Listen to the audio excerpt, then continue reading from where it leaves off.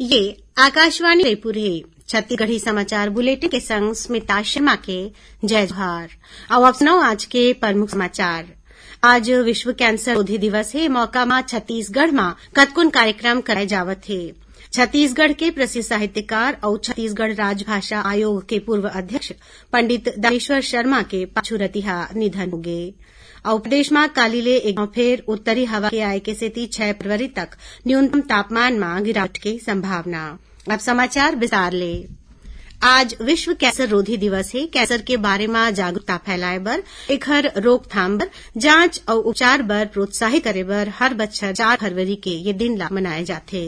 केंद्रीय स्वास्थ्य मंत्री मनसुख मांडविया हाकिन है कि ये घातक बीमारी के बारे में जागरूकता फैलाए बर विश्व स्तर के प्रयास में सब्बो झन ला सहयोग करना चाहिए। इति छत्तीसगढ़ में घलो कैंसर दिवस में कतकोन कार्यक्रम कराए जावत है। केंद्रीय स्वास्थ्य मंत्रालय हा कहे है कि 34 ठन राज्य और केंद्र शासित प्रदेश में कोविड संक्रमण दर में गिरावट आवत है। स्वास्थ्य मंत्रालय में संयुक्त सचिव लव अग्रवाल हा नई दिल्ली में कहे हैं कि 16 ठन राज्य और केंद्र शासित प्रदेश में 100% पात्र लोगन ला कोविड टीका के पहली खुराक दे जा चुके हैं। ओमन कहिन कि 4 ठन राज्य और केंद्र शासित प्रदेश में टीकाकरण के दर 96 ले 99% के बीच हावय। इति छत्तीसगढ़ में हलो कोरोना संक्रमण के मामला में थोड़ बहुत कमी आवत है। काली प्रदेश में 41,826 सैंपल के जांच में 2,454 लोगन संक्रमित पाए गिन। वहीं काली 3,836 जन बीमार मनखे मन बने हुई। वर्तमान में 20,081 मरीज मन के इलाज प्रदेश के आने अस्पताल या होम आइसोलेशन में चलत है। यही बीच कोरोना संक्रमण के मामला में आवत कमी ला दिखत राजनांदगांव जिला प्रशासन हा नाइट कर्फ्यू ला खत्म कर दे। फिर कार्यक्रम पर रोक पहली से रही।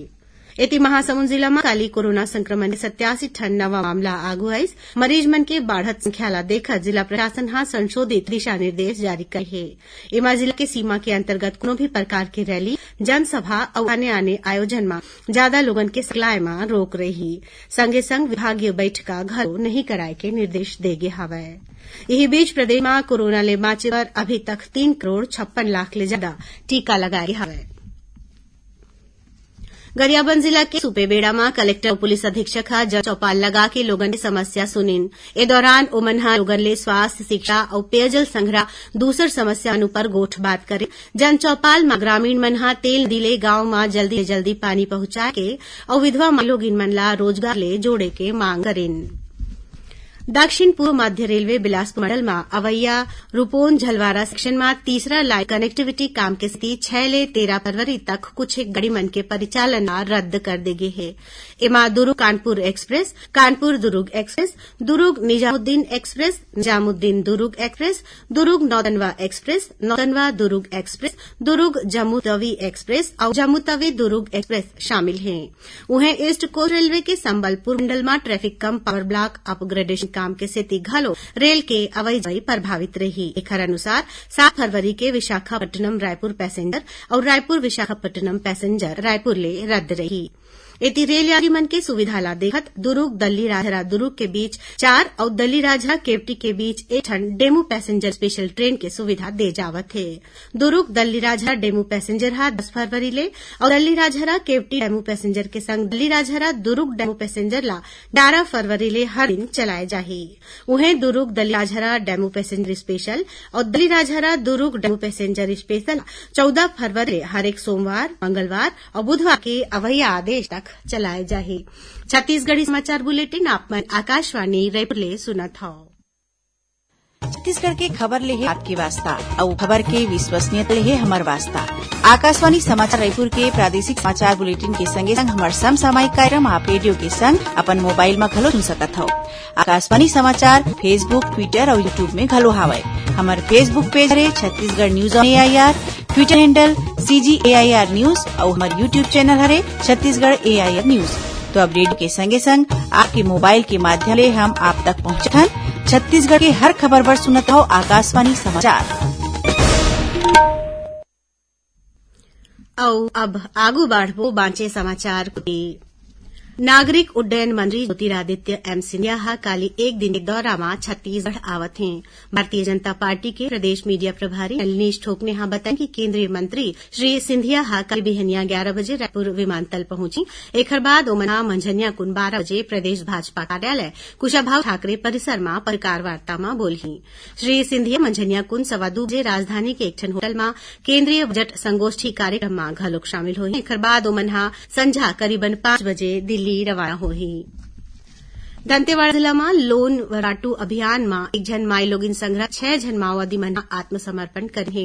एमन सब जन भांसी थाना क्षेत्र में सक्रिय रहीन। एमन सीआरपीएफ 230 बटालियन जिला के पुलिस अधीक्षक सिद्धार्थ तिवारी के आगू आत्मसमर्पण करेन। ओती बीजापुर जिला में कुटुरू थाना क्षेत्र में बरगापारा भैंसाबाड़ी के 3 माओवादी मन आज बेहनिया 2 टन गाड़ी में आगी लगाइन। अतिरिक्त पुलिस अधीक्षक पंकज शुक्ला घटना के पुष्टि करीन है।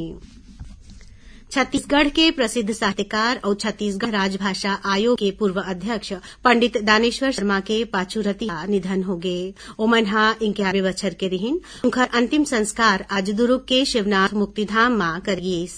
पंडित दानेश्वर शर्मा अखिल भारतीय कवि सम्मेलन में दुर्ग जिला संग्रह छत्तीसगढ़ के अगुवाई करे हैं। उन्हें ओमन श्रीराम कथावाचक के रूप में घलो प्रसिद्ध रहीन। मुख्यमंत्री भूपेश बघेल पंडित दानेश्वर शर्मा के निधन में दुख जताए हैं।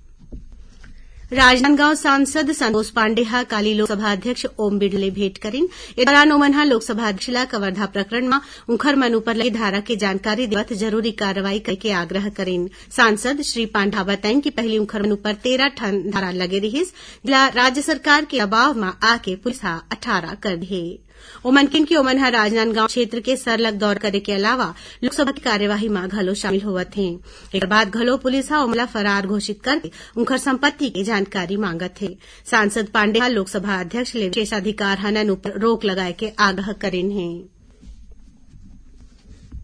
कबीरधाम जिला में वक्त कुष्ठ निवारण पखवाड़ा मनाया जावत है। 13 फरवरी तक चलैया ये पखवाड़ा में लोगन ला कुष्ठ बीमारी संग्रह दूसर सबो चर्म रोग के जानकारी दे जावत है। जिला के मुख्य चिकित्सा और स्वास्थ्य अधिकारी डॉक्टर शैलेंद्र कुमार मंडल बताइन कि 30 जनवरी ले कुष्ठ जन जागरूकता अभियान चला के संभावित मरीज मन ला खोजे जावत है। ओमन बताइन कि 7 फरवरी के पंडरिया के जंगलपुर, 9 फरवरी के कवर्धा के सुखाताल और 11 फरवरी के लोहारा के गोछिया में ये शिविर लगाए जाही। कुष्ठ नियंत्रण अधिकारी डॉक्टर बिलराज बताइन कि अभियान के माध्यम ले अभी तक कुष्ठ के 69 जन संभावित मरीज मन के पहचान करके इलाज शुरू कर दे गए है। अब पेश है मौसम के हाल। प्रदेश में कालिले एक घाव फेर उत्तरी हवा के आए के सिलसिला शुरू हुआ थे।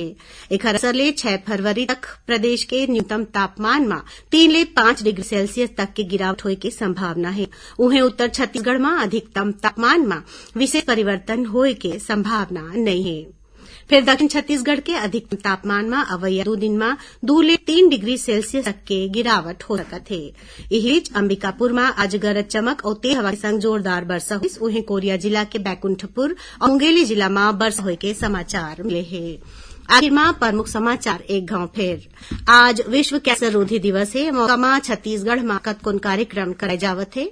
छत्तीसगढ़ के प्रसिद्ध साहित्यकार और छत्तीसगढ़ राजभाषा आयोग के पूर्व अध्यक्ष पंडित दानेश्वर शर्मा के पाछूतिहा निधन हो गए। और प्रदेश में काले एक घाव फेर उत्तरी हवा के आए के सेती 6 फरवरी तक न्यूनतम तापमान में गिरावट के संभावना। एक संग छत्तीसगढ़ी समाचार बुलेटिन यही सिरावत है। जय जोहार।